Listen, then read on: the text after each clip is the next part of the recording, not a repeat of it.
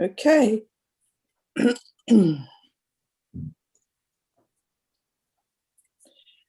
Okay, number one on our agenda, obviously we're opening the meeting and calling to order.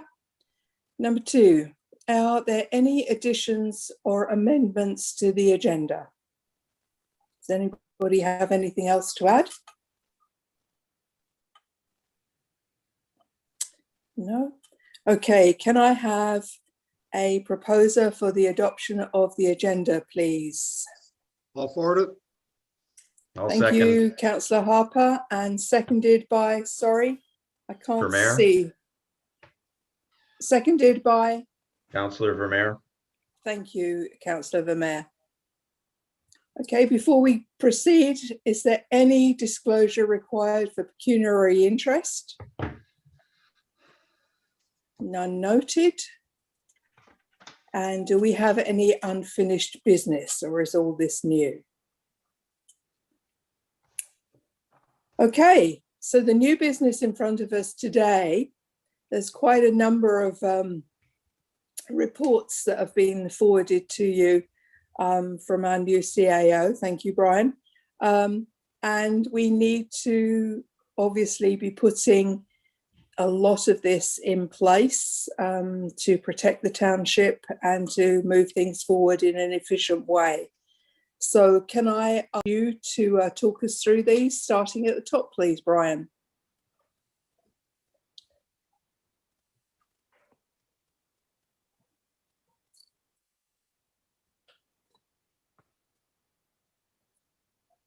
Okay. Brian, are you hearing me? Yes, I am, and I'm just trying to see why my agenda once again is not moving forward. Just give me a second. I'm going to reshare my screen.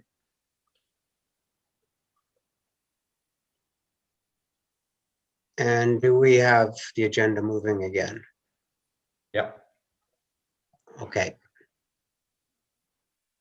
Number one on our agenda is the verbal land acknowledgement before meetings.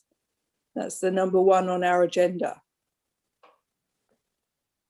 Yes, Councillor Bongo, I believe you asked this to be added to our agenda before finalize the agenda.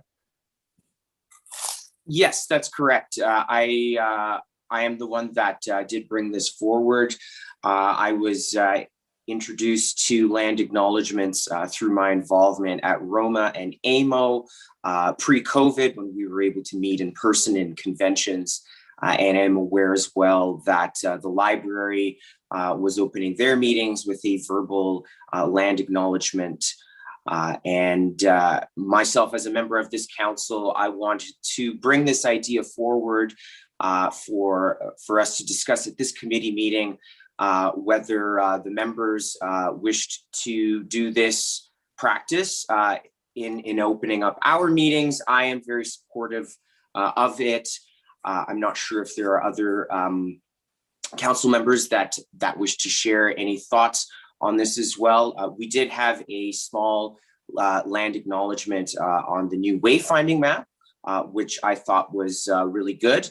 I don't think that land acknowledgements are, it's not meant to be the answer to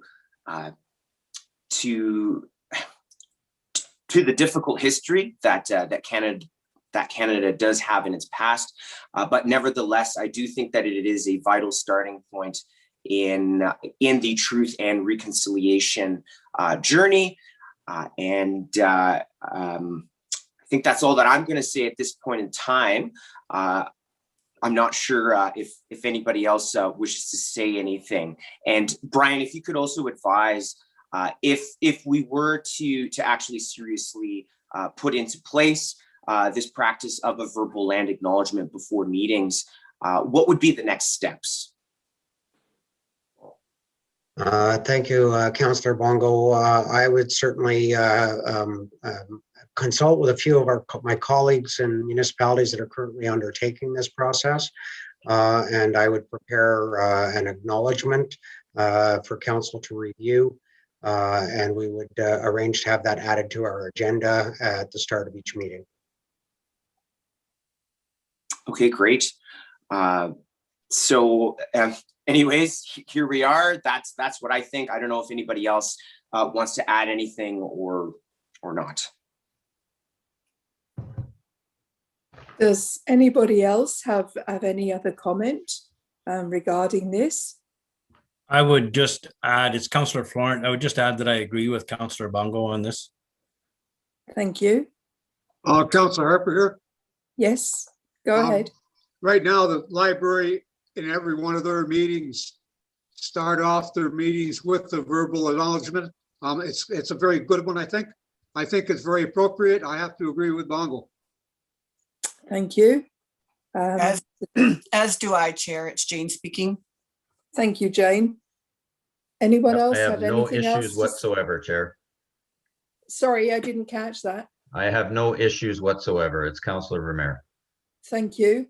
And myself, I totally agree with all that's been said. So I think we will ask you, Brian, to go ahead and prepare that with consultation of some of your colleagues, please. I think that would be something befitting for the start of our meeting, all of our meetings. Thank you. I will arrange that, Councillor, to ensure that that's before added to our regular agendas. Thank you. Okay, moving on to our second point here. Registrar and Deputy Registrar for Divisional Registrars, staff report and bylaws. You've had a chance to read through this. Does anyone have anything else to say regarding this? I'm not going to start reading stuff through. You're all very capable of reading the background that Brian provided for us. Does anybody have anything else to say here? It's not something that we've actively been part of, although it's been in place. I just have maybe just a couple quick questions. If somebody's getting married in the township, would Brian officiate a marriage on a weekend, or must it be on a weekday? Brian, can I ask you to answer that for me? I know we've had this discussion, but can you go ahead and answer that for Councillor Bongo, please? Actually, we're jumping ahead one point. We are. Maybe we are. The two are linked, but yes, we are.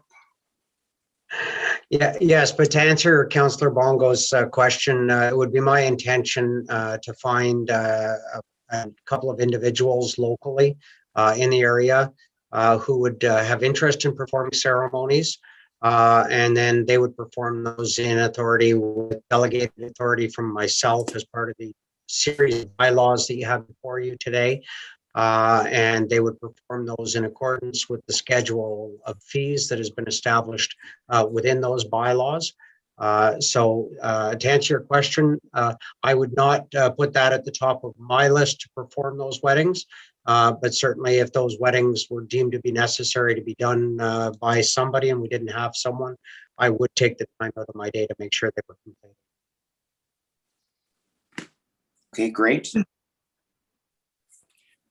What I think Councillor Bongo was actually asking, Brian, was these would be done during a Monday to Friday working day, not at the weekends, as it stands at the moment in council chambers, right? Absolutely, that would be my intention, that if there was any that needed to be done, preference that somebody locally would be performing those. But if somebody came in and looked to get married in chambers, that would just be part of my day-to-day duties that you are already paying me for, and I would perform that ceremony on behalf of the resident. Okay, thank you. Obviously, that is the third point on our agenda. The marriage policy and staff reports and bylaws, etc., that you were given to read. This is something that we have not done before in the township. I'm not sure why, albeit we've been registering and giving marriage licenses. It is a money generation for the township possibility. It is something that would bring in a small amount of revenue. And I think there are a number of people that, because of COVID and the issues of large gatherings, etc., might actually be willing to get married in this sort of setup. So you've all read, obviously, the clerk and the deputy here, being Carla, would be able to perform this service. I know that Brian has gone ahead and done the officiants course, and I think we should suggest that maybe if Carla is going to be performing these as well, that she goes ahead and does the officiants course as well. So we have two people that could perform these services, civil services, within chambers. What are council's views on this? Does anybody have anything else to add there? Just one little note, Sandra. When on the first page, if you go back a little bit, under background, we're referring to simply replacing Holly with Brian in this bylaw. Should we not include the last names in those? Yes. No? Yes, I believe the last name should be put in there. I think this was just done informally to inform us. So I think yes, the last names will be put in there. I will amend the staff report accordingly. The bylaw that's been attached does utilize the last names of the individuals involved in the appointments. Chair, it's Jane. Just a comment. Please go ahead, Jane. Okay, thank you.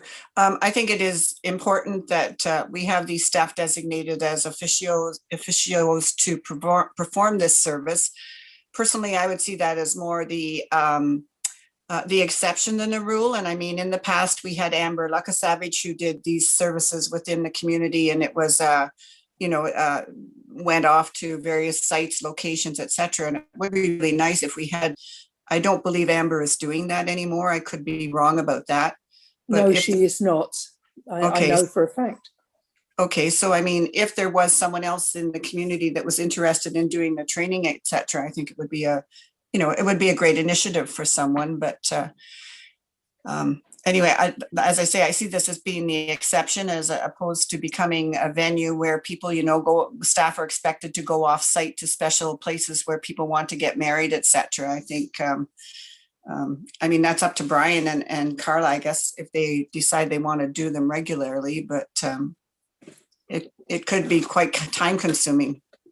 Yeah, and Mayor Dumas, my expectation would actually be the exception and not the rule, that even some of those ones performed in chambers could be performed by the resident from the community. It's just gives us an option that if nobody's available, they can do it here in chambers. Perfect. Okay, and does anybody else have anything to say regarding this? I just have one small, very, very small thing thank you, Chair. On page, I think it's 13, at the very top, it mentions the taking of photographs will only be permitted before the ceremony begins, during the signing, and when the ceremony is completed.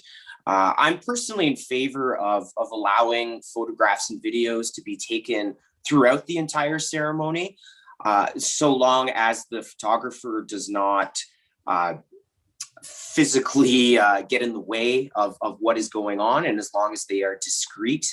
I've attended and have actually photographed a lot, over 100 weddings, and it would be quite unusual for it to be that restrictive. And again, it's a super minor point, but if the township does get involved with more weddings, then the officiant will at some point have to have conversations with the photographer, and this will probably come up. So that's just a small point for me, and I would recommend anyways, just to make it a little bit more liberal with the wording there, so that as long as the photographer or videographer is discreet, then documentation can take throughout the ceremony. Sandra, I have a comment. I'm just wondering, are we Good morning, in Richard. line with the agenda, or did we jump ahead in the agenda? We are lining up. We sort of combined point number 2 and 3, and this sort of includes point number 4 and 5 as well. We have everything that we're discussing in one hit here. Richard. I'm wondering then, I had a note here, page 10.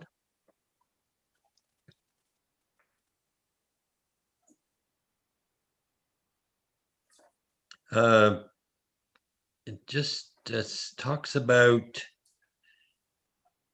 just a second, pre-arranged appointment. I think that's pre-arranged appointment. 2 weeks prior. Yes, 2 weeks prior.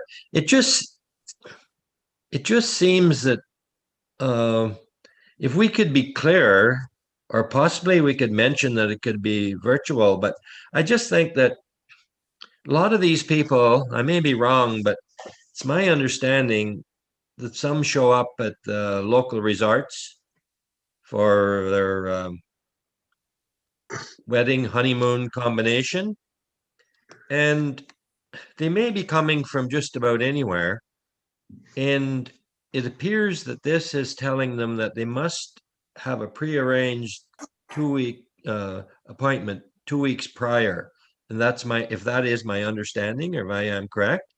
And I'm just wondering if it could be done without people actually showing up 2 weeks in advance. I agree with you, Richard, but I think an appointment can just be a phone call or a Zoom call or anything. I don't think we are stipulating a physical presence appointment. It says prior meeting. Yes. Councillor Shalla, if I may, the prearranged appointment is specific to ensure that all of the requirements of the marriage are in place, to go through a checklist that's specific in what needs to be addressed, and to ensure, obviously, if you're going to show up at a resort to get married and have a honeymoon, you're not going to do that on Friday afternoon. You're going to plan that. And it's in order to allow for the opportunity for customization of the wedding itself, to ensure that the delivery is what the people wish that are getting married. So that's not a 2 weeks before that is specific, allowing the person who's going to perform the ceremony to get a knowledge of the individuals, to understand whether they're writing their own vows, whether they are just going to use standard vows. So it really is just to put things together and in perspective, to ensure that the wedding goes off the way the bride and groom wish it to go off. Similar to a rehearsal, I guess, but all I'm thinking of is, from my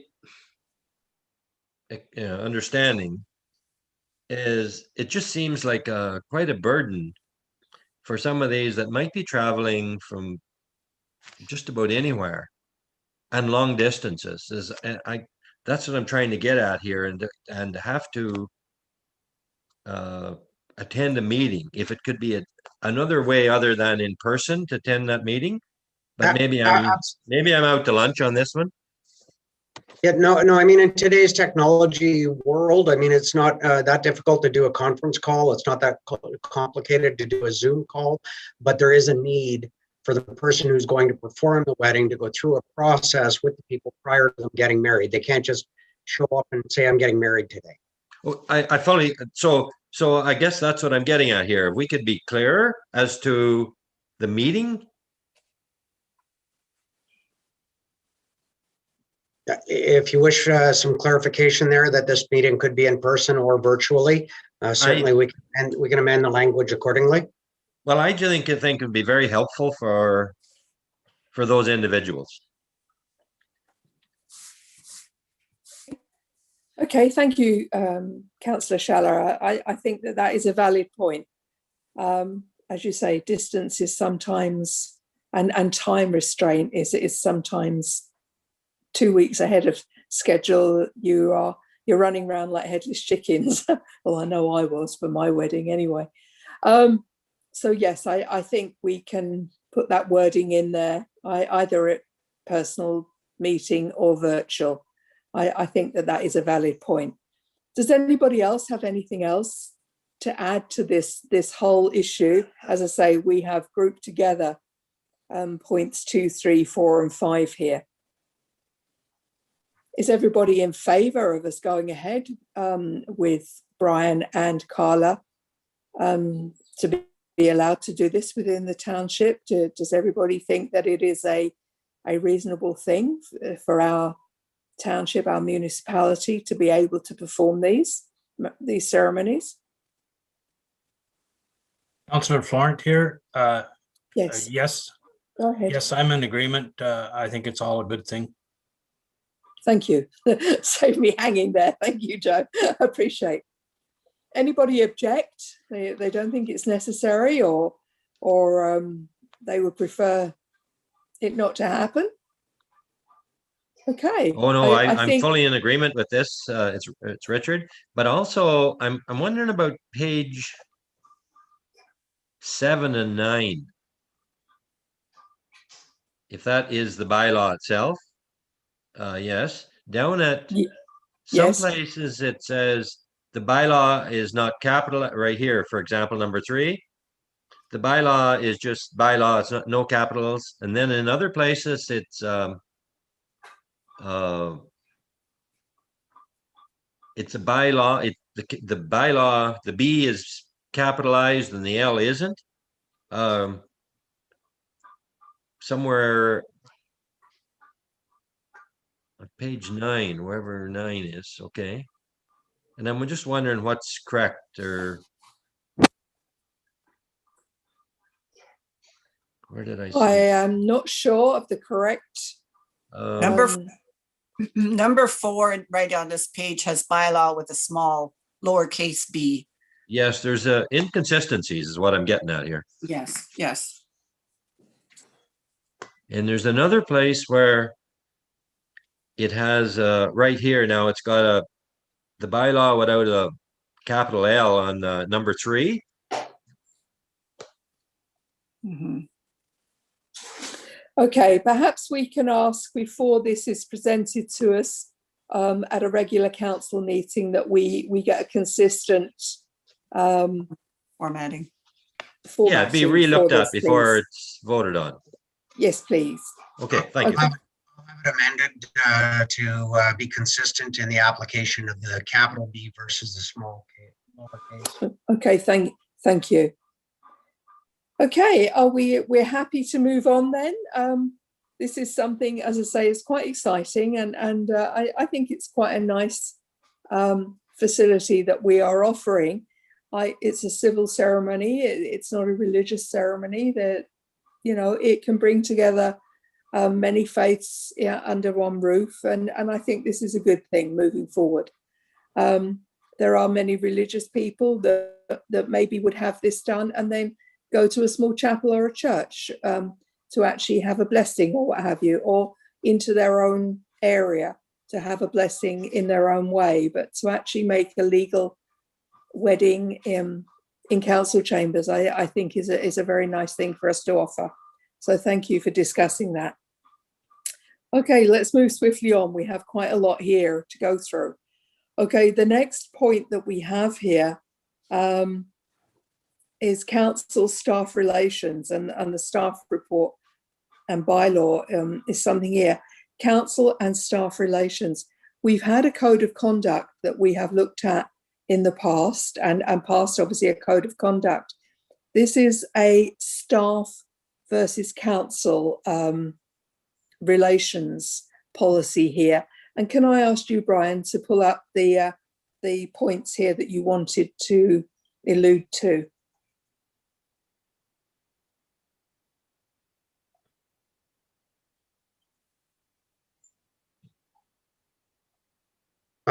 I think in going through this, it's just a regulatory bylaw that I notice we have a requirement to have between staff. It came in, I think, in about 2017. The Ontario regulation brought that out, and we were deficient in having this. So I simply went through the legislation, identified the roles of staff, identified the roles of council, and then put together the role of staff versus the role of council to clearly define those activities so staff know what their responsibilities are and how we're going to interact. I believe it was on a Section 70 of the Act that brought this out. And I'm bringing it forward for further discussion, comment, council, any amendments that may be necessary as part of that process so that we can move forward with implementing the requirements of that piece of legislation. Okay, thank you. After reading through it, does anybody else have anything they would like to adjust or add or remove even from this draft that you have in front of you here? How far down does it go? Does it go to 31? It is quite lengthy.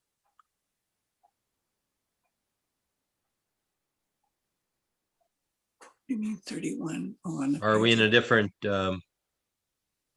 maybe we're, No, It I think actually we- only goes down to page 26. okay, okay, Page 27 is another report okay. for code of conduct for staff. It's difficult when you don't have a hard copy of everything and then you're just make notes as per page. So sorry. Yeah, not a problem. And certainly if you do feel you have need for a copy, I'm certainly able to print out a copy for you at any time prior to meetings if you'd like to pick them up. Okay, was everybody able to read through that and make sense of it? And is there any, as I say, is there anything that anybody wishes to add? Or I personally believed it to be very comprehensive and embraced most areas that I could contemplate ever happening, but that was just my view. Yeah, it's Bongo here. I think it looks really good. I think this is a really important policy to have. I think it gives the public confidence in our transparency and that everybody is acting appropriately. So thank you, Brian, for identifying this and putting this forward. Okay, thank you for that, Councillor Bongo. Okay, Sandra, Brian, I'd just like to say, yes. certainly a lot of work in this whole 70 pages here, and I say thanks. But I guess it's all great, but I just think it has to be, and I would hope that it would be passed on to all staff to read also. It's a two-way street, as I see it. Yes, Councillor Shalla, absolutely. Any of these policies that have been prepared, once council has given them regulatory authority, staff will go through the process of reviewing and understanding. I have to say that senior staff have already reviewed most of these policies before they came to council. I wanted to have some comment and some feedback. I don't believe in acting in a silo. I do believe in working collectively with the staff around me. Many heads are better than one. So certainly these policies, once they've been enacted at our 7th of July meeting, will be moved forward, and staff, they will become part of the staff policy manual, and they will be all expected to read, understand, and question anything that they wish in. Thank you. And if I may, Chair, it's Jane. Please go ahead, Jane. I thank Brian and staff for looking at this and bringing it forward. And I think it's a critical piece of documentation and standard setting that we have to have in the municipality. And the fact that it's legislated by the various acts, et cetera, make it very clear the distinction of the role between council and their relationship to, is directly, our relationship is directly with the CAO, clerk treasurer, as members of council, and we do not direct or instruct staff in any way. We do that through the CAO. So I think it's very, very important, and I agree. It's acknowledging all the various municipal acts and human right code, et cetera. So again, I thank you as well, and I think it's a very comprehensive and clear direction to both council and to staff once they have the opportunity, all staff once they have the opportunity to look at this. Thank you for that, Jane. And yes, I totally agree with what Jane's saying here. It's something that's very, very needed. As the next section, as we move on, is the staff code of conduct as well. I know we have reviewed this and looked at this, and this is just an update of that code of conduct. But I think both of these policies, there's an enormous amount of work gone into that. So thank you, Brian, for that. But I think that they will put us in the right place and make sure that we are covered and everybody is covered and they know how to behave. And I know everybody knows how to behave anyway, but this actually lays it down in a written format that can be used if need be. It formalizes the standards and the ethical conduct. So yeah, thank you for the work that you've put into this, Brian. I think it's very good. Do we need to say anything regarding the staff code of conduct? Have you all had a chance to actually ingest this and throw it around your head and back again? Sandra, as mentioned, if I may, Yes, Chair. please do. Page 31, Yes. if that's the page, if that's still part of it. Yes, right here. Just burp it up a little bit there. I'm just wondering if 14 and 8, wait. 8 and number 14 are similar.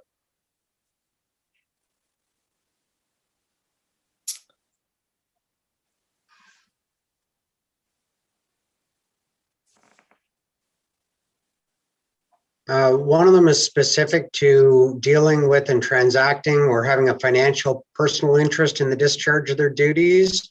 And 14 is that they won't engage in any work themselves that's going to interfere with their duties. So they're similar, but they're not the same. Okay, so they're both required. Okay, thank you. I appreciate it. Now, number 15, I'm just wondering if we would take the onus off of our department head, if the accept short statement was removed.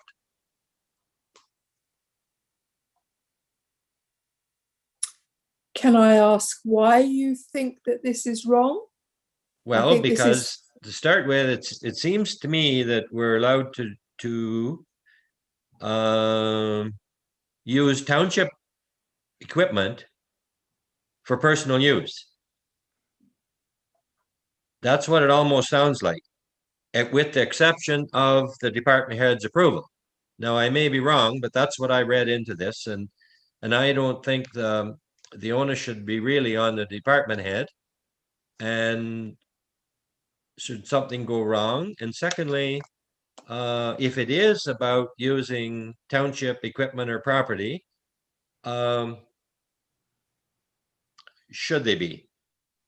I think that this hits on one item specifically, Councillor Shalla, things like laptops that are provided to staff that are working from home. They're not there for personal use. They're there specifically for the purposes of the business of the municipality. Cell phones. But there may be an instance where council has given approval to a staff member who has a cell phone to use it for something other than business. So I think this just gives us a little bit of leeway in, I'm not saying we're gonna, send somebody off to use a municipal loader or a grader to, look after somebody's private road. But I think this is just kind of one of those areas where there's a possibility something could come up, and we just want to make sure we've covered as many bases as we can. That said, if council feels that this needs to be changed in any way, I'm certainly open to that discussion as well. It talks about the computers and et cetera down below in 17, and I'm just wondering, well, anyway, when I read that, that was I thought it was talking about, when it's talking about equipment and whatever it was there, and property, and anyway, or maybe it needs to be cleared up, because I just think that if it is township equipment, as we would refer to in equipment, maintenance equipment as an example, it belongs to the ratepayers. I agree. Does anybody else have any thoughts on this section 15 here? I must admit, I read through it and didn't think that there was an issue. I thought it was standard format. But as Councillor Schaller has brought it up, does anybody else have anything to say about this?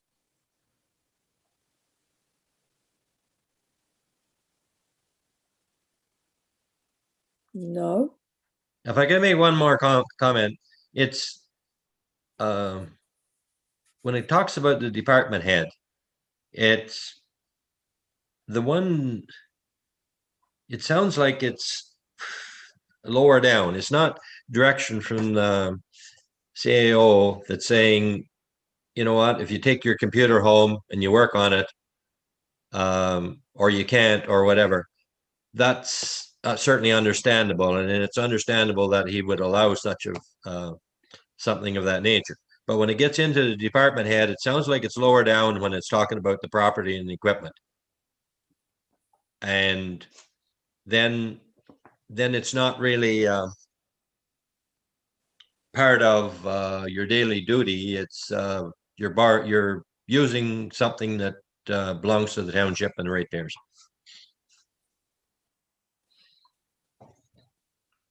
May not use take acquire benefit. Are we write it the way people can understand it?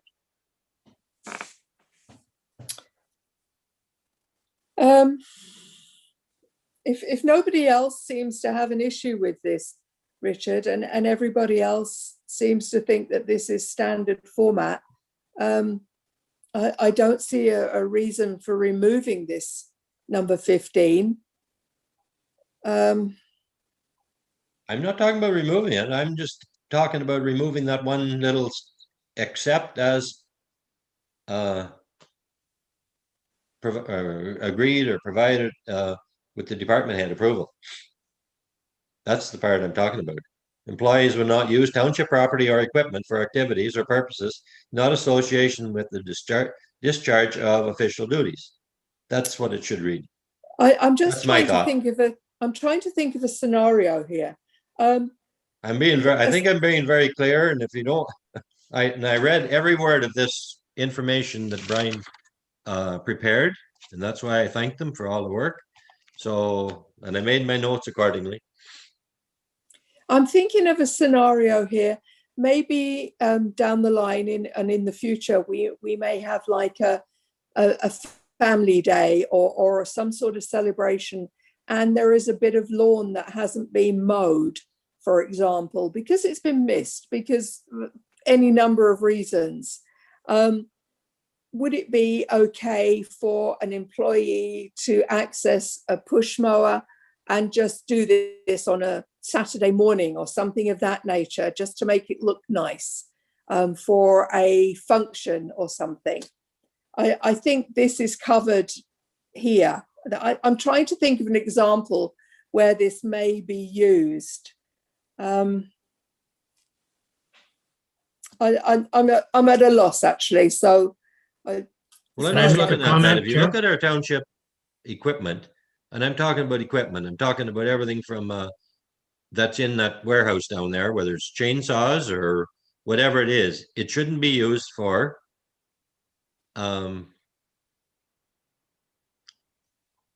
it shouldn't other than township use. Chair, can I make a comment? Me as well, Please when go you're done, ahead. Joe. Please go ahead, Joe.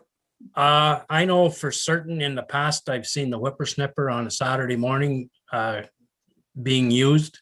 I don't think there should be any exceptions. So I don't think you should be able to use it with the permission of the supervisor. I think it should just be a flat no. It belongs to the township and it's used Monday to Friday by the township and that's it. No exceptions. Thanks, Okay, Councillor thank Florent. you. And Councillor Vermeer, you had something there? Please go The way ahead. I'm reading number 15, the way I'm reading it is that the department head cannot give approval unless it falls under the policy of the township. So as specifically provided by policy, and then it's still not a go-ahead.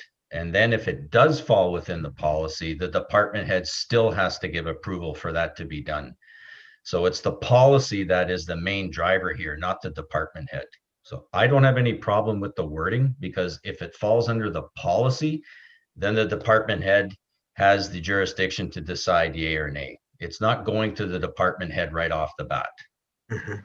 It is standard, and I don't have an issue with the wording. Thank you. Thank you. Okay. Just 1 second, please. Going back to Councillor Vermeer's comment about policy, is there any place in the policy that it is allowed? It's just a reference to the policy. I don't think we're talking about putting the policy in here. It's just a reference to the policy. And But if there is hopefully no with policy- number 15, I hope there is going to be, or there is a policy regarding this. Well, I kind of think this is the policy. I think the statement is required, number 15.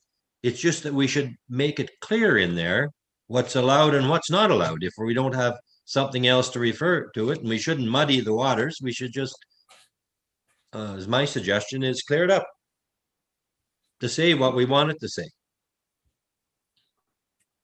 Or what I think it should say. Chair, may I speak? Please go ahead. Yes. Thank you. Yeah, thank you so much, Councillor Schaller, for raising this. I personally, I am okay if we were to remove the accept and the part about the department head, so that it just very clearly says employees will not use township property or equipment for activities or purposes not associated with the discharge of official duties. Just like Councillor Florent said, that the whippersnapper will only be used Monday to Friday on township time by township staff for township business. Because as Councillor Schaller raises here, it muddies the water a little bit and perhaps gives rise to a random occasion where a department head may decide that a piece of equipment may be used for non-township business. And yes, Councillor Vermeer, you're talking about the policy, but I think the policy is that it's almost a little bit redundant, because does the policy not say that it cannot be used for anything non-township? And that's all that I'm going to say in that regard. And actually, I have a question for Brian. If we were to remove that exception, I mean, are we losing out in some kind of way, or are we harming the staff in any kind of way?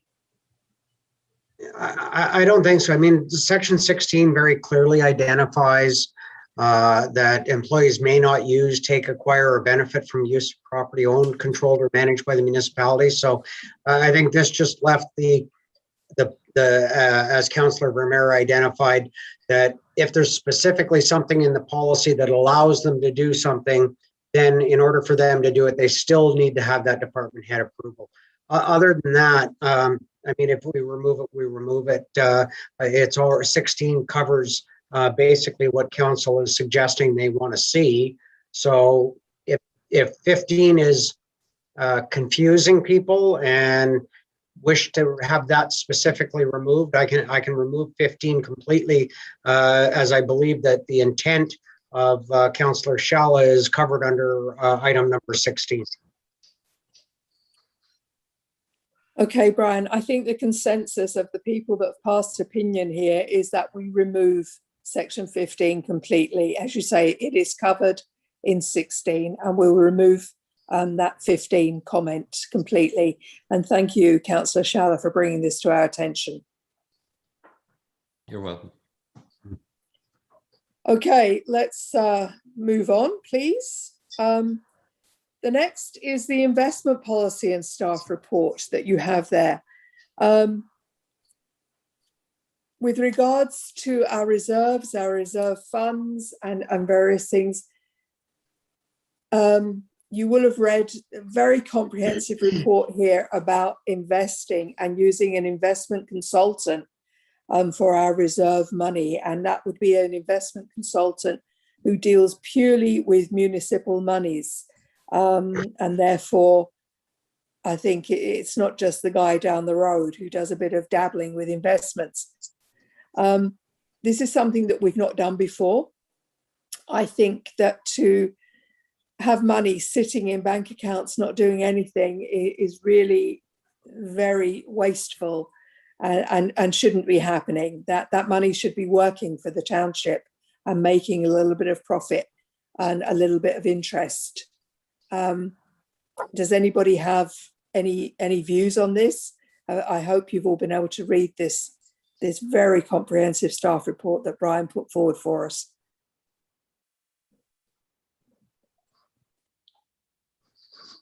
No, I don't see anybody having any thoughts on this at all. Chair, I can offer a comment. Please do, Councillor Bongo. Yes, I completely see the perspective of this, and I echo what you've said, Councillor Collins. Just as long as the whoever it is, the contractor that is using the funds is responsible, is credible, because of course this is public money, and I'm sure all of council just wants to make sure that it's being done responsibly, not recklessly, and I'm sure that's the case. But thank you so much, Brian and staff, for bringing this forward, because after all, if we do have significant reserves that could be making more money for the people and the township, then I think that is a win for everybody. Thank you. Does anybody else have a view on here? I mean, I was quite appalled when I first came on council that we were not doing anything with the reserve pots of money, and it really wasn't making any interest at all. This to me didn't seem right. So I'm very pleased to see this being investigated and hopefully put into play as soon as possible. Madam Chair, I'd like to make a comment. Yes, Councillor Florent. As long as these investments are done with zero risk to the taxpayer, I think it would be appalling if we ever lost money. But as long as they're invested in a manner that it's impossible to lose, I'm all in favor of it. I think further down in this report, there was talk of insurance as well. Okay. So covering all eventualities, basically. So the two in tandem, I think, should provide security for the tax dollars. Thank you. Okay, I thank you for that. Chair, it's Jane. I just would like. Can I go ahead?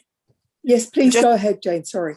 Okay, thank you. Just a quick comment. I fully agree with this policy process, and for those of us who have been on council for a long time, and I don't mean to exclude those that haven't been, it made me think of Josephine Lentz, our volunteer extraordinaire in the Madawaska community, and her her investment in GICs of money that was sitting there as we waited to accumulate enough money to build the new hall in Madawaska. So I agree, very wise and secure investment is a good process. And we have great examples of that having benefited the township. So thank you for this going forward. Thank you for that input there, Jane. It's always nice to hear what has been a plus point. One comment, secure investments. That's, I think, as Councillor Flora indicated, it certainly should be the priority. Of course, I think that goes without saying, and I think there will be a no risk section here where the investments would be made. So I don't think we go high risk on this. It's not our money we're playing with, is it? So okay, so moving on then from the investment policy, and I would like, please, you to go ahead with that, Brian. But we obviously will vote with the bylaw. Reserve fund policy and staff report. This one I found personally quite confusing. The fact of putting many different reserve funds with names on.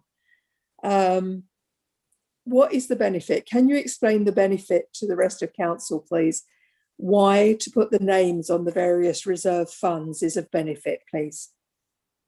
Well, certainly we do. I'll give Jennifer maybe a moment if she'd like to speak first. I believe she's online as well. And we've been over this quite a bit. So I'll let her give you a bit of a background of what we currently already do before I get into some of the newness that we might have. Thank you, Jennifer. That would be wonderful. Enlighten us, please.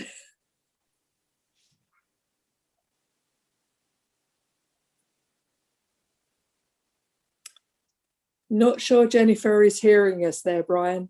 You may have to step in. Yeah, no, Jennifer, you're muted. Okay, I'm okay now? Yeah. You are.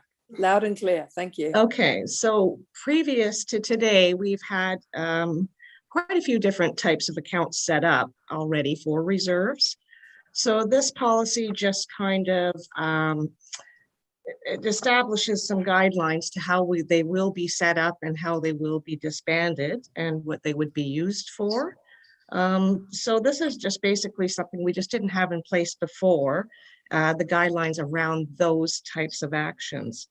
We've went ahead and considered what different reserves would benefit us the best and how we should name them and just be a little bit more clear about perhaps their purpose. So that's basically what this policy is outlining. I do believe that on the council meeting day of July 7th, we'll have a small presentation about what the existing reserves look like at this point and what they would look like after this policy would be enacted.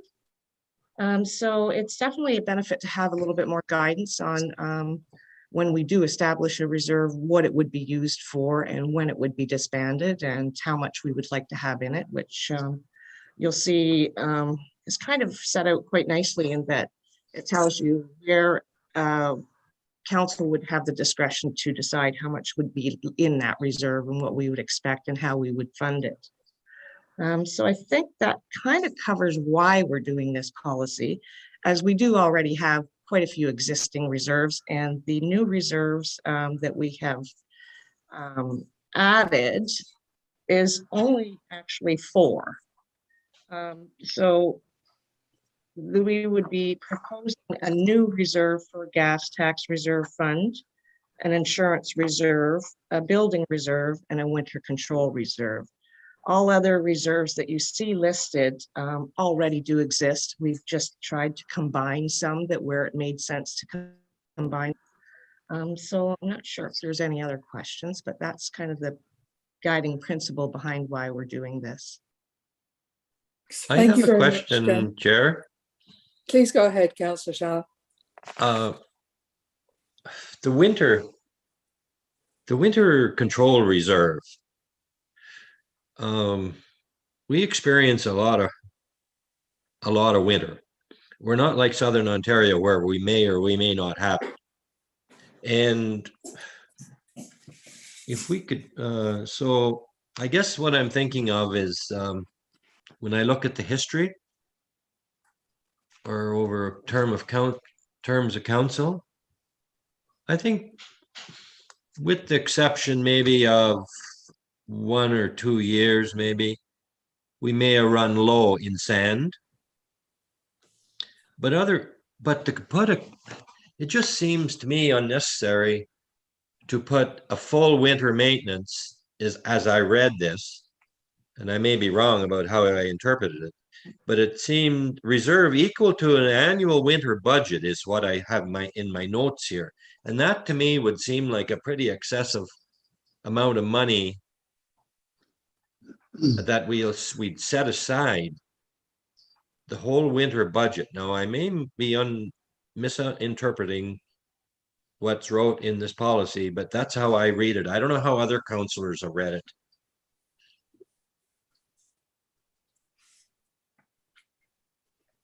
Thank you for that, Councillor Scheller. I think winter is, as quite rightly, we are going to get winter, but we don't know what type of winter year in, year out that we're going to experience. If we had an awful ice storm that happened in 2003, was it? Then obviously more money in reserve would have helped to be able to send crews out to deal with that. I think we're just being cautious. Supposing something else happened and we didn't have money one year to put aside for winter, we actually have a year's worth of winter reserve sitting in reserve. So I think we're just erring on the side of caution here. And of course, with any accounting, there are ways of moving money between reserve funds as well, if need be, and if council agree that has to happen. So I think we're just being cautious with the winter one. Please correct me if I'm not right here. John, please. I realize that we can have an ice storm, but when I look at the overall effort the work superintendent puts into this, and he's got the staff, he's got the staff coverage, he's got the vehicles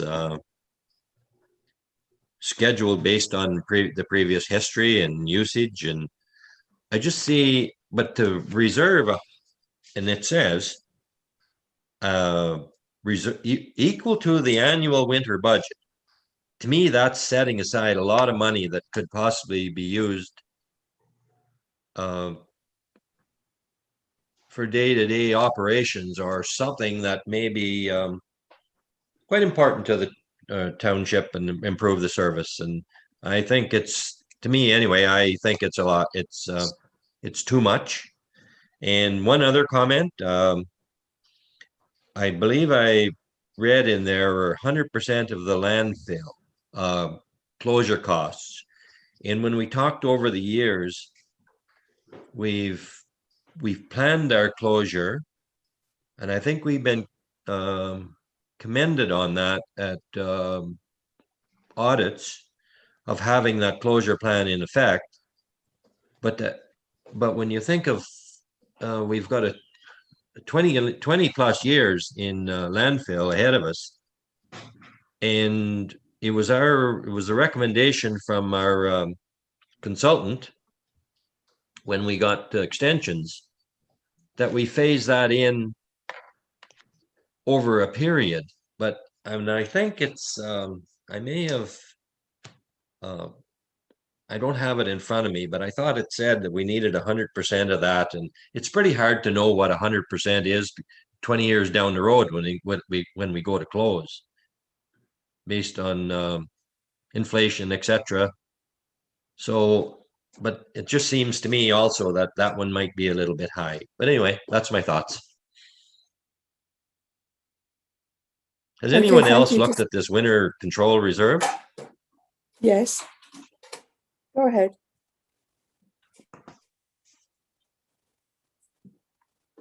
Sorry, did you have something else to add to that, Richard? I'm just wondering what the other councillors are thinking. Does anybody else? have Maybe any we could views pull it here? up on the screen. I think it's page 52. Is what I have my notes that tell me.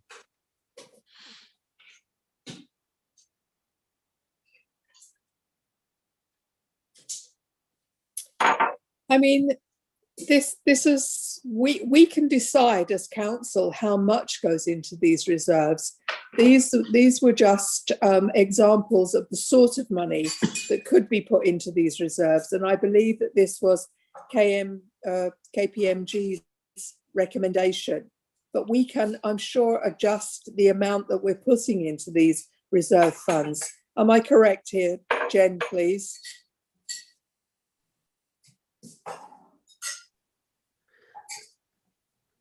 Councillor Collins, yes, absolutely. These amounts, for starters, were not expected on day one to fully fund all of these reserves and say this is how much money we're going to have. I know I was talking with the road superintendent this morning. This winter control reserve, he was actually quite excited about. As an example, he puts up 3 years worth of sand generally at the same time in one winter. Well, this will smooth the cost of that out because then he can allocate the expense out of the budget over 3 years versus taking it out of the budget in 1 year, or he can be allocating money back into reserves. When we do have winters where we have really light winters where we don't get as much snow as other years, we have surplus monies that have resulted from that lack of snow removal activity.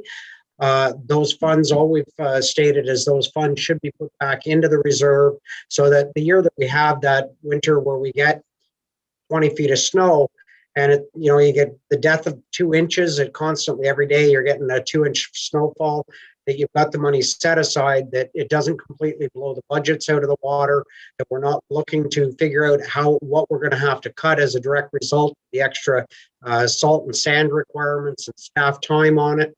I think we're focused specifically on winter control component. We're not looking at all of the other activities we do over the winter.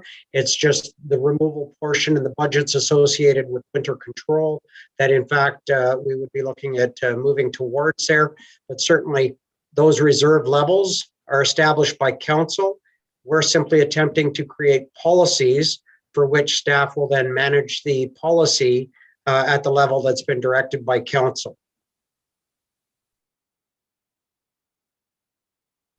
Okay, thank you for clarifying that for us, Brian. Does anybody else have any questions regarding these various reserve funds with names and set pots of money, for want of a better phrase? It's Councillor Florent here. I have a comment. Please go ahead. It's my understanding by Brian's statement that these target levels are not something that's going to be done immediately and then we go to the taxpayer to come up with the money to fund it, rather that it's a goal at some point to get to that level of reserve. I would hate to see us set a policy and then have to go to the taxpayer to fund it. My understanding is that you are correct. It's a goal that we plan to achieve. Can you please confirm that, Brian? Yeah, certainly. The intent is to take current reserves that we have, allocate them in the appropriate manner against the existing reserves, but also over a period of time, which will be determined in consultation with council, to work on reaching target levels so that we can mitigate the ebbs and flows that are related to the operation of our own municipality, to stabilize the long-term taxation so that we don't have years where we go looking for a lot more than others, and certainly understanding that the province and the federal government have had significant outflows of cash over the last couple of years as a result of COVID. We may find that there might be some tightening of the belt as it relates to funding that's available through to the municipality. So by having appropriate reserves, we can help better manage our way through some of those ebbs and flows that relate to our own funding levels.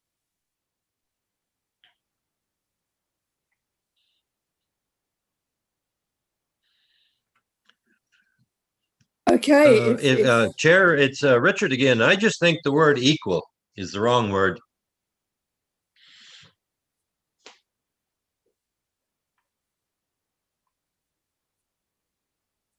this is, we can set those targets within council. This was just an example to actually bring that reserve, to aim to have that reserve to be an equal annual budget amount, equal or more. I mean, or less, or we can set those, I believe, as council, as we go through each one accordingly. Certainly, Councillor Collins, these levels are all target levels, and the amounts at the target level becomes is certainly council's discretion. Certainly, staff will bring forward future staff reports related to the target levels and associate numbers specifically with those. Those discussions then will be approved or changed in accordance with council's desires. And those items then will be part of any discussions that may occur at the budget table as to whether there's money put towards any specific targeted level. Those are all things that will be managed through our financial capital and operating budget planning processes. And council will certainly have the final say on when money is able to go in there. But certainly it does give us an opportunity when we have surplus funds at the end of years to ensure that they get allocated appropriately.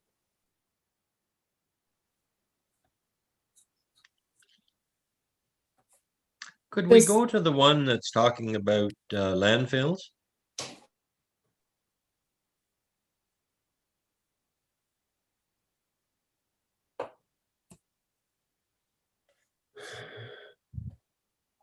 Councillor Shalla, the landfill closure reserve, we actually have that on our balance sheet. The auditors do put a number to that every year as part of our audit disclosure requirements.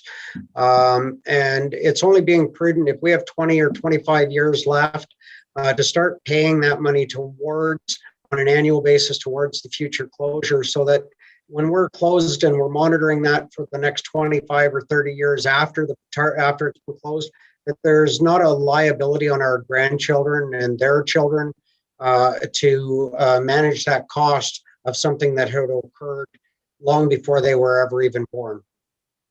I fully agree with requiring closure, but it says, well, I guess up to an estimated, maybe that one is a spread out if you, when I relook at it now, but I thought we were following procedures there pretty well. I may have been wrong, but because we've been putting money in for a good number of years, actually since likely 15 years or more. So anyway, if we just continue to do it, we will take the burden off. But if we manage our landfill as good as we can, then we won't be putting a burden on the future generation. We will actually be extending our landfills for the future generations. And certainly, Councillor Shalla, we do have reserves currently that are in existence, but we have no policies associated with how those were managed, how they were set up, why they were set up, or to what level they're being maintained. So I think this is really the crux of why this policy is so important to us, so that we as staff have targets that council has established by policy for us to manage. Okay, thank you. Now, whenever we're finished with this one, Chair, if we could go back, I think we brought Jennifer in and somehow we didn't, I don't think we completed the investment section up there. And I have a question about on page 40.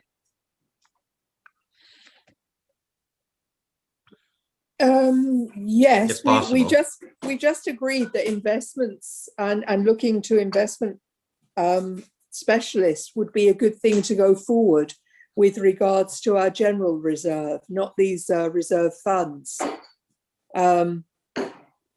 What question do you have regarding? Can the you pull up investment? page 40? Sure.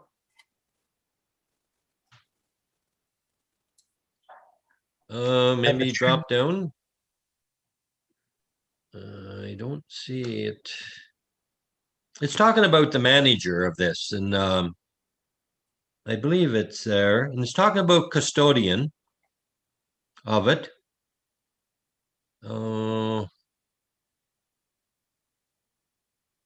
It's, I may be wrong, but somewhere Brian may know where it is exactly, or yourself. It talks to me, it's referring to the custodian that's managing this or whatever. And I'm not sure, but I had page 40 for some reason.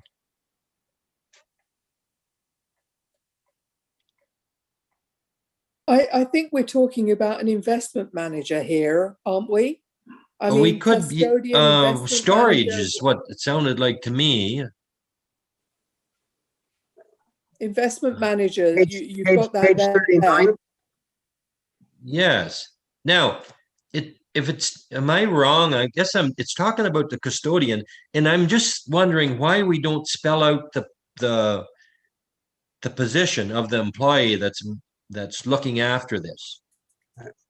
Councillor Shalla, the actual investment manager of the fund will quite possibly be a third party, one such as the Ontario One Fund, which is set up by the government for municipalities. So they would be the investment manager and the custodian of our money. And the investment committee would be directing how those resources are allocated. Okay. Thanks for the clarification. I wasn't sure, and I just thought if it was in-house. Yeah, no, certainly, Councillor Shalla, I won't profess to be an investment portfolio expert by any means, but there are people out there that's what they do on behalf of municipalities, and those are the experts that we will lean on to ensure that we meet all of the requirements of Ontario Reg 437. Okay, I wasn't questioning your ability, sorry. It was just that I don't think this is where I've noticed it, but I will reread it again before our council meeting. But somewhere in there, I just forget how it was worded, and I thought, gee, if that's a township employee, then we should spell out the position of the employee. But anyway, thanks for your clarification.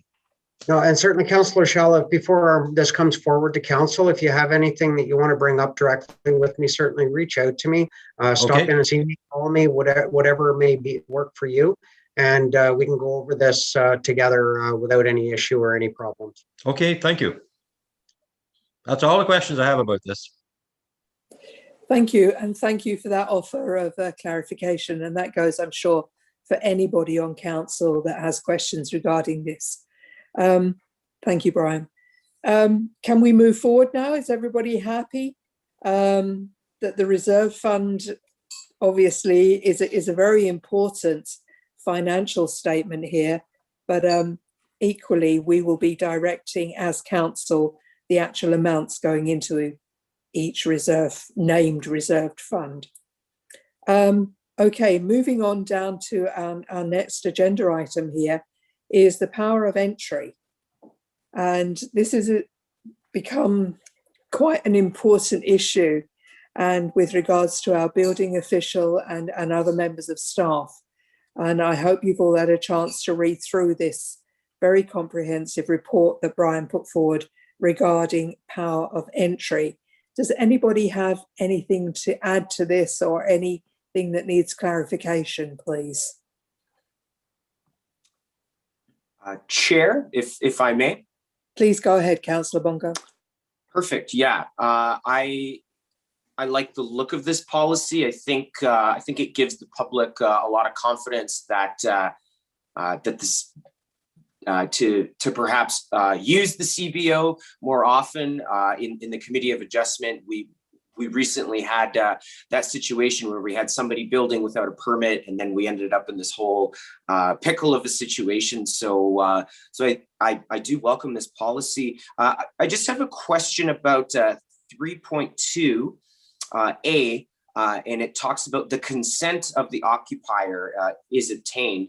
So will there be a procedure or process for obtaining that consent? Is there going to be like a phone call or an email system whereby the CBO contacts the resident in advance before an inspection?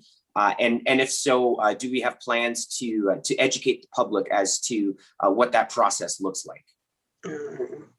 Councillor Bongo, in response to your question, Section 3 is specific to entering upon into a person's dwelling unit. This is not upon the property. This bylaw actually gives him the authority to enter upon the property under the legislation. If he needs to enter upon a building, either he has authorities potentially under the Building Code Act. Alternatively, he has a requirement, much like anyone else, if he can't get consent of the owner, to go and request that a warrant be issued to allow him to enter upon, into the person's dwelling unit. Mm-hmm. Okay, super. So does this policy change a lot that we're currently doing at the moment? The challenge that we have right now is the bylaw enforcement officer currently, although is granted authority under the sections that are identified in the Act, has not specifically been granted authority by council. So once again, it's a matter of the legislative authority is in place, but we're lacking a policy for which council gives us direction and allows us to do certain items. Those are the types of policies and the tools that staff need that I identified as high priorities to bring forward to council for council's consideration, input, amendments, etc., so that we could give those tools to the staff that need them in order to help them complete their jobs in a more efficient manner. Perfect. Yeah, policies that empower staff to do their jobs better, I think are a positive thing for everybody. Chair, it's Jane. A question. It's my understanding that this policy not only gives the authority to our chief building inspector, but also the fire chief. Yes, that is correct. It gives the chief fire official the opportunity where he deems necessary under his purview to enter upon property. Thank you for the clarification. Go ahead, Councillor Vermeer. I think the fire chief's jurisdiction falls under the Fire Prevention and Protection Act, that they've already have authority to enter on properties. And I know that could be used as well. He does have some sections under that as well. Yes, he does. Yeah. I was trying to get in there and had myself muted, but I was wanting to make the same point that Councillor Vermeer just made. Okay, so I mean, this is a very lengthy and very inclusive policy here, but I think it covers everything that we need for our bylaw enforcement personnel to allow them to do their job. So thank you for that. Is Mr. Anderson online this morning? I didn't see him, but does he have anything to add to that? Do we know? I did have Mike review that bylaw before it was brought to committee. Mike is quite excited that he's not going to have some of the challenges that he's had historically as a result of this bylaw. He feels it certainly is a tool that he's been lacking and that he's much in need of. So he was very appreciative. But yes, I did receive his comments on it prior to finalizing the draft. And may I, Chair, it's Jane. Just one other question, and I meant to go back and look at this report. I read it a couple of days ago. The issue of proper identification of the individuals wanting to, our staff. So does it indicate in this policy, or we have that somewhere else that they will have proper identification? Yes, we will ensure that there's been proper staff identification issued to them so that they can be clearly identified and that they will clearly identify themselves with the individuals when they enter upon property. Thank you, Brian. Thank you. That's great. Does anybody else have any issues here? Okay. The one point I have here, which really is possibly a separate entity with regards to our building official, but also he is our bylaw enforcement agent. If people are working 9 to 5 and away from the home, I particularly wouldn't want anyone coming into my home if I wasn't there. And obviously there's all manner of implications here. Are we going to be directing our bylaw or our building inspector to be on somebody's property when they're not there? Or can we make an allowance for him or pay him extra salary or instruct him that he has to be there in an evening or a weekend? I think we need to be very clear about what he will do and will not do. And sometimes weekend work and evening work should be considered. What's everybody's view here? Sandra, or Chair? It's Richard. Please go ahead, Richard. I think the building official is there for the use or he's there for the township, but he's also there for anyone that has a permit. And there should be no secrets about whether we're going or we're not going or when we're going. And we as a township should be upfront. And I would imagine, I'm not sure what the process is, but maybe we require a policy that, I don't know. I would certainly hope that our building official could help us, and possibly Brian will be able to. But I think there should be an onus on the building official to make an effort to tell the landowner when he's coming, or maybe it's spelled out in the Ontario Building Code as to when they're coming to do work. We know we work on Tuesdays, we know we work on Thursdays, and if it means that somebody needs to get their system inspected or their house inspected or whatever it might be inspected, that they should, they know he works Tuesdays and Thursday. It's up to them to be available sometime during that day and for us to notify him. I think if we're all above board, and everything should be kosher. Mm-hmm. Councillor Schell, I think just to clarify, I think this bylaw is more specific to the bylaw enforcement portion, or the portion where he has reports of individuals building without a permit, whereupon he may enter upon an individual's property, ascertain that yes, in fact, somebody has started construction, and simply issue a stop work order until such time as they come into compliance with the requirements of the Building Code Act. It also gives them the ability, where there's complaints under the bylaw enforcement, for him to enter upon property. Certainly, I would not expect that he would ever show up at somebody's door expecting to get into a house for any reason during business when they're not home. Certainly, if the house is under construction, it's likely got a contractor there that the individual he would deal with. And if there's somebody that's not there, he's going to leave notice and advise the individual that they need to reach out to us and that they need to cease and desist on construction of a building. So certainly, I think this is primarily directed towards his ability to enter upon property for purposes of inspection, and doesn't necessarily mean that he's going to be looking to get into people's homes. I never ever thought that he would be, for a minute, that he would be wanting to enter somebody's home. And but at the same time, if somebody's building without a permit, I don't think the building is going to move.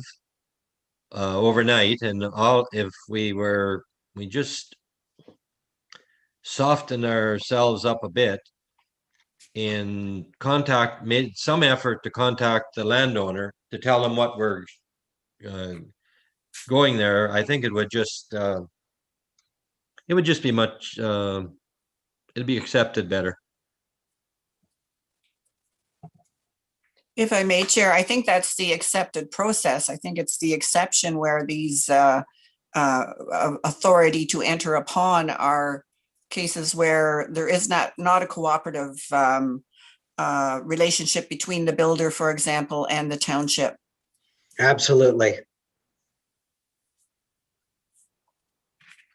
Okay, thank you. I mean, there are situations, I'm sure, when people have a locked gate that would need to be unlocked to allow him in. So he would need, obviously, to inform the landowner or the property owner that he will be there at a certain time of the day and a certain day. So I think communication is the key here. Okay, if no one else has anything else to say regarding the power of entry, we'll move on to the next point here. And we've got here confirmation bylaw and the staff report linked to that. Brian, I found this a little confusing. Perhaps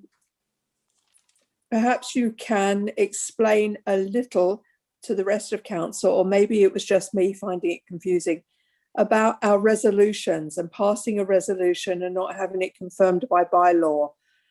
Could you please explain a little more to the rest of council here? Yeah, I think my analysis section of my report really does speak to that. The confirmation bylaws, some places call them an omnibus bylaw. Realistically, council does most of their decisions by resolution. The legislation states that thou shall make all decisions of council by bylaw. Basically, the confirming bylaw takes all of the resolutions and the administrative direction that's been given to staff or been passed by council, and it rolls it all up into one bylaw at the end of a meeting. Yes, we agree. All of those things that we asked to have done by resolution are being passed by bylaw at this time, and it just captures that to ensure that there's no chance that down the road somebody can't challenge the action of the municipality and say you did that without the authority of council. Mm-hmm. Yeah. This isn't the first time we've heard this. The previous CEO mentioned this, and I don't know why we didn't do it. I was kind of surprised a bit because I thought we had already did that. But when I look through the minutes, I see that we actually haven't. Mm-hmm. And this is a standard. Every other committee, a municipal designated committee or organization that I have the opportunity to sit at the table, this is part of their process. Okay, so how do we go about putting this into action, Brian? Obviously, it's something that's quite important that we deal with more quickly than not. How do we go about putting this into place? Certainly, what I'll do, Councillor, what I will do, Chair, is I will bring forward the bylaw for our next regular meeting. You have a sample of what the bylaw will look like, and we will add that to the agenda as part of the agenda items under bylaw for council. It'll be the very last bylaw that gets passed, and every meeting after, we will ensure that the agenda has that specific bylaw on there. And if there were some other meetings in between, special meetings or something, we'll ensure that they all get brought forward with the appropriate confirming bylaw to ensure that the actions and decisions of council can't be questioned outside of chambers. Okay, that sounds fantastic. Thank you. Does anybody have anything else to add to this as we move forward? Okay, we'll look forward to that bylaw on the 7th. Moving down next to the administration staff report, looking at the KPMG's with regards to tendering, etc. The admin staff report, very self-explanatory. Does anybody have any questions linked to this? Munisoft is something about asset management software, and I know we have an asset management meeting next week. But obviously this is an admin meeting. Does anybody have questions regarding us possibly purchasing this Munisoft asset management software? It includes payroll as well as asset management, and obviously a standalone file server to increase our security. No, it's needed. Okay, I believe it's very much needed, and in today's times we need to make sure all of our information is secure. So the standalone file server seems to be the way forward, as I see things. And obviously this was identified in our KPMG report as well. So I think we would be foolish not to be taking note of the things that they realized were lacking. Okay, the next one is very much dear to my heart. It's the HR efficiency. And I am not an HR professional, as you all know. I'm a science-based person. And chair the HR committee and admin, but I really don't have a lot of HR knowledge. And this software that Brian is suggesting seems to have all of the HR policies and training that our township employees would need, all under one setup. Does anybody have any questions regarding this? I mean, the HR training is quite extensive with regards to all members of staff and volunteers as well within our township, and to send them away on courses with regards to mileage, maybe overnight stays for distance traveling, etc. This seems to be quite a good costing for this at 2,200, just under. Annually. It also, this software produces certificates if needed and reminds people when to redo certain parts of training or whether or not they need updates. Does anybody have views or questions on this that we can direct to Brian, please? I believe he has actually used some of this software. Chair, it's Richard. I thought it was an excellent idea. It saves time, saves money, safety aspect as far as traveling on the road for miles and miles. I just think it's a good way to go. Thank you, Richard. Anyone else? I think it's okay. Let's obviously wait for that bylaw then. Do we need to go into closed session for the Castle Home update, Brian? We do not. Mayor Dumas and myself met with Castle Home not that about a week and a half ago, I believe it was, and that meeting brought full disclosure to the table, with the exception of some contractual issues. So my discussions with 9 municipalities in the district of Nipissing have all identified that unless we're dealing with contract matters specifically, the items related to Castle Home are no longer issues to be dealt with behind closed doors.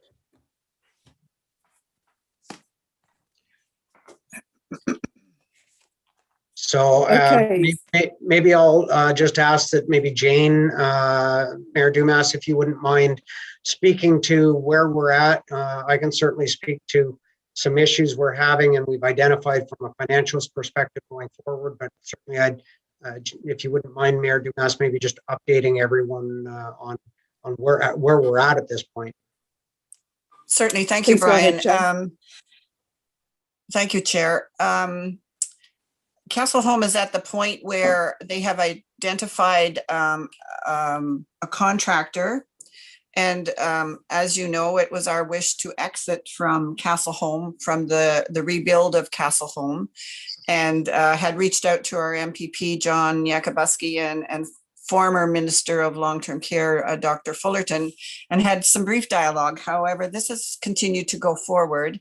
And it's at the point where some loan guarantees have to happen. And through a process, Castle Home went out to the market to see the Castle Home board went out to the market to see whom they would feel would be the best, how the best process of financing this rebuild of Castle Home, which at this point is $121 million.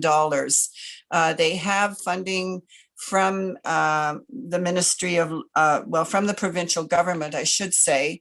And Brian, I think that was, there it is right there. The provincial government has committed to funding $65 million for Castle Home over a 25-year period, interest-free.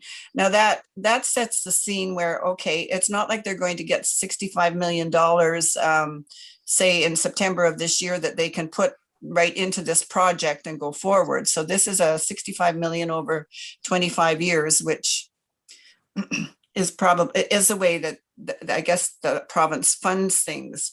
So take that 65 million out of the 121 million, that leaves the remainder to be brought forward by the municipalities. And as you remember, there are four, now let me see if it's in here. There are 4 municipalities that want to, it's 4, right, Brian, or is it 5? 4. There are 4 municipalities that want to exit because they would like to put their money into a long-term care facility in Mattawa. So their vision was that they would pay their portion up front, and then they would be able to start to contribute to their long-term care home in Mattawa. And South Algonquin, as I say, we'd like to put money towards Valley Manor, who is a not-for-profit home, and had indicated that. Castle Home has adjusted our portion in this process, but what's happening right now is that, and I'll ask Brian, I'll make a comment and then I'll let Brian clarify or correct what I've said, but the board of Castle Home has then come to the 9 municipalities and said, we have arranged, we are in the process of arranging, or we have arranged our portion of the payment through Infrastructure Ontario. And, we've got the money and we can go ahead. But what has happened in the wording, and I'm going to hand this over to Brian in a moment, is that the 9 municipalities are now have not agreed to this, but it's being put forward that the 9 municipalities are now the guarantors of the $120 million that will be going into Castle Home. And this is every municipality is not in agreement with this. And Brian, I'll hand it over you to go through the financial ins and outs that has sort of brought us to this point in time. And please feel free to clarify if I've made any inaccurate statements. No, thank you, Mayor Dumas. And yes, certainly there are reservations on the municipal portion part to guarantee money for which the province is committed to spending. Banks or Infrastructure Ontario, where they've gone to talk to, has identified that we need to guarantee the entire amount. In our case, we're fortunate because we've had so few residents. I think they claimed that one resident in 1957 used the facility, but we've contributed to operating for every year, and any other upgrades that needed to be done forever up there.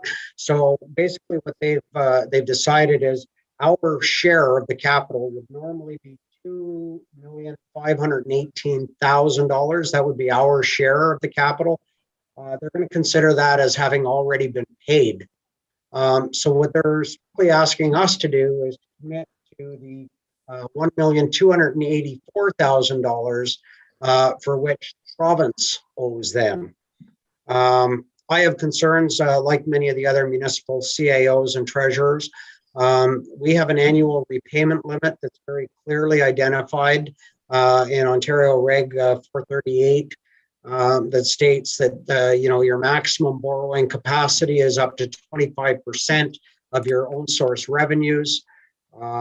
I've had conversations and I'm still getting clarity both legally and otherwise. Our auditors do believe that this will show up, would show up as a contingent liability on our balance sheet, which in some cases affects your credit rating because you've got a liability and no asset to put against it because we don't own the asset. There's also the possibility that it can affect our annual repayment limit, which means it affects our ability to borrow. It reduces our ability to go and borrow for the bridge when it needs replaced. These are things that concern me. I've gone to municipal affairs, the finance section. I've actually spoken with the regional manager who I personally know, I've worked with over the years.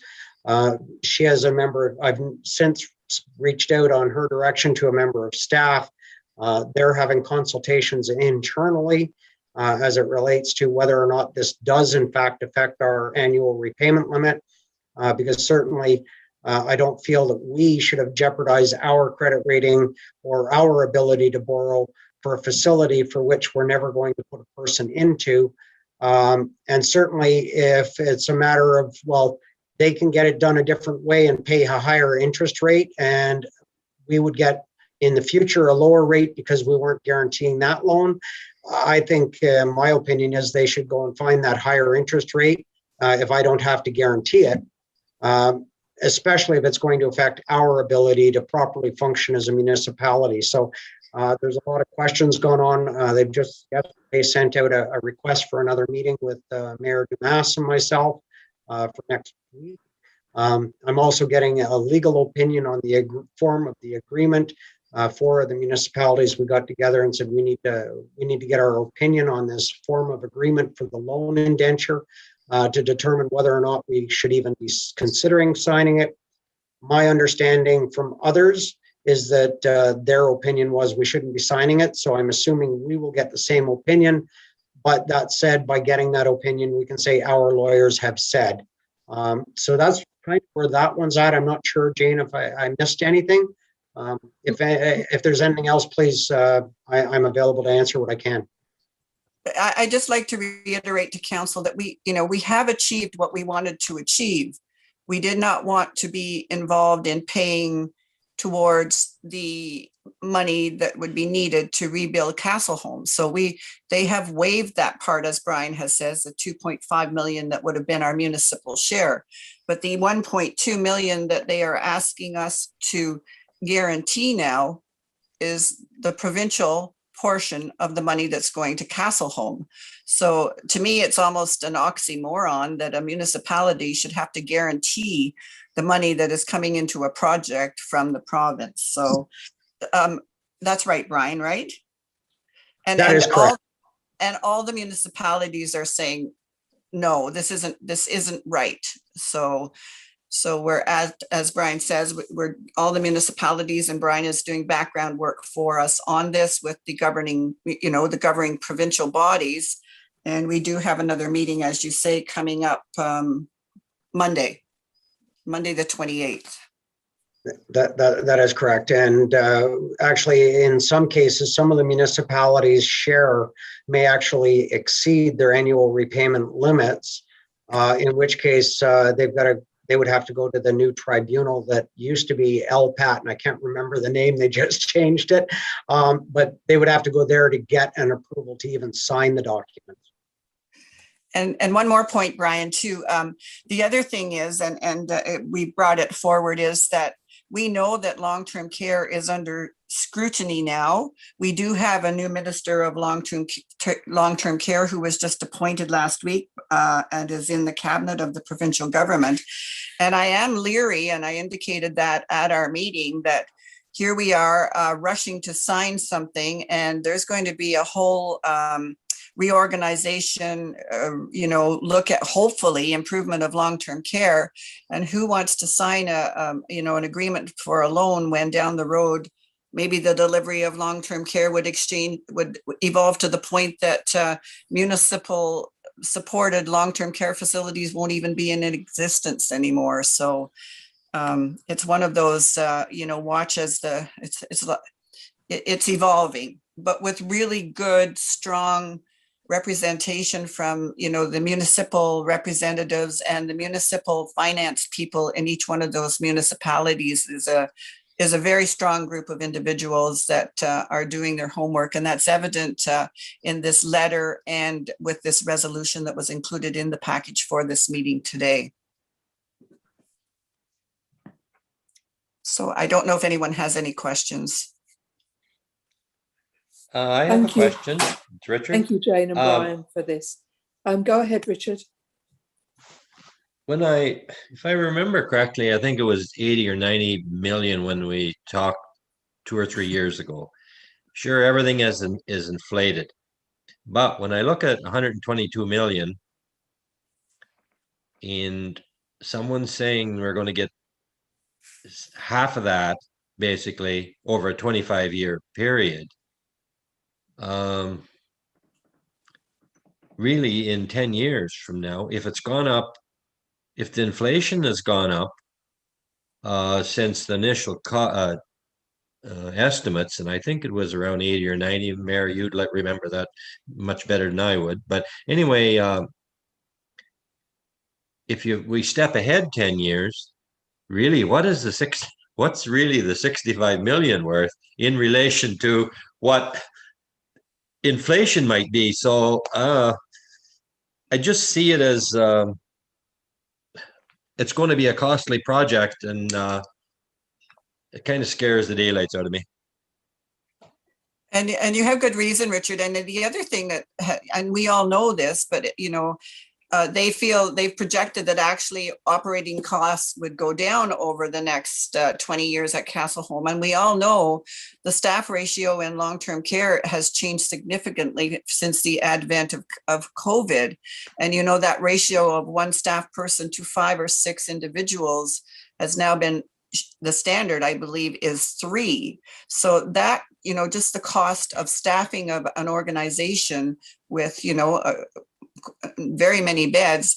And, as you say, Richard, the cost of steel has gone up. The cost of lumber has gone up.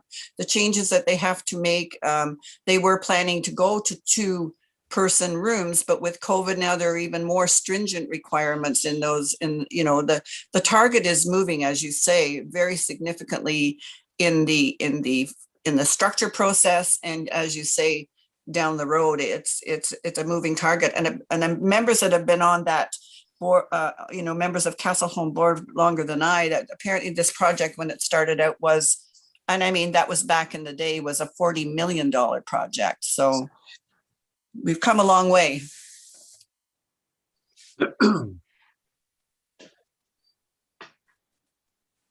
Anything else?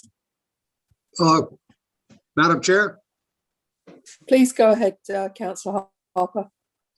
with the recent shakeup in the provincial government, in my understanding, and Mr. Yakubuski was affected, how is that going to reflect on us? Because we've been dealing with Mr. Yakubuski for years on this issue. Is he still going to be involved in it? Any idea on that one? Absolutely, John. Mr.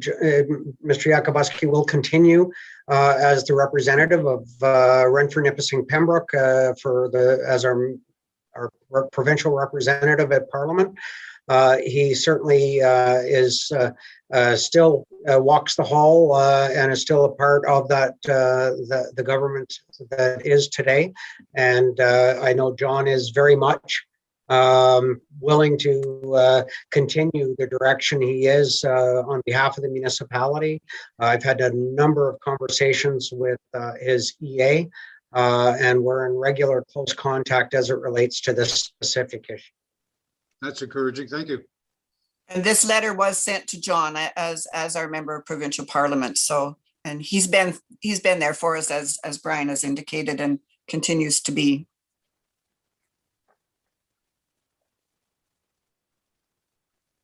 Okay, thank you. I think this is something that is very serious and obviously has to be dealt with to the best of our capability, because as Brian quite rightly said, we cannot have this loan or this lien or this guarantee hanging over us in case we need to down the line need to get a loan for something important for our township.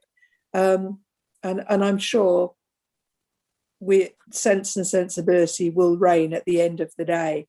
But until such times, thank you for your efforts, Brian, and keep on going, please. Thank you. And Jane, obviously, because you attend the meetings along with Brian as well and have been right the way through. So thank you for that.